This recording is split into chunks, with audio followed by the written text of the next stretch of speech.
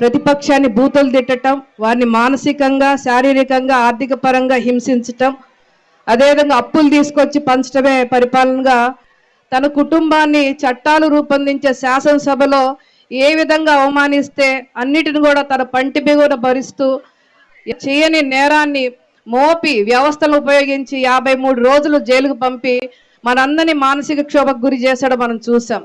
మరి అటువంటి సైకో పరిపాలన మన రాష్ట్రాన్ని విముక్తి చేయాలంటే నారా చంద్రబాబు నాయుడు గారు అనే నేను మాట వినాలంటే మనకి కేవలం 2 నెలలు మాత్రం సమయం ఉందండి. ఈ 2 నెలలు కూడా చాలా కీలకమైన సమయం. జీవన్ మరణ పోరాటం, చారిత్రాత్మక పోరాటం.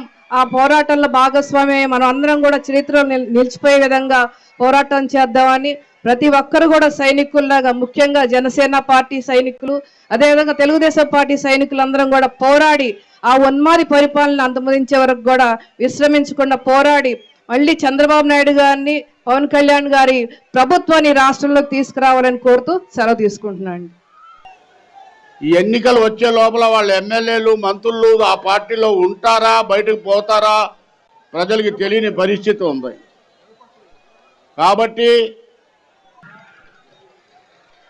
తర్వాత బాబు అక్కడ వినపట్టలేదా? మైకులు ఆగిపోయినాయి, మీరు తొక్కితే వైర్లు తొక్కితే మైకులు ఆగిపోయినాయి, అటు వినపట్టలేదు. మీరు తొలగాలి అక్కడి నుంచే. అందరికీ మరొకసారి నమస్కారం తెలియజేస్తూ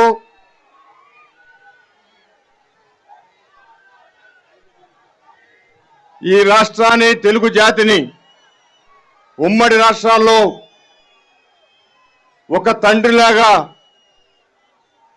ఈ రాష్ట్రంలో ఉన్న యువత భవిష్యత్తుని కాపాడిన వ్యక్తి నారా చంద్రబాబు నాయుడు గారు.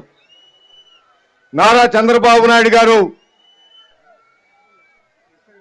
ఈ తెలుగు జాతి పిల్లలు రాష్ట్రాల్లోనే కాదు దేశ విదేశాల్లో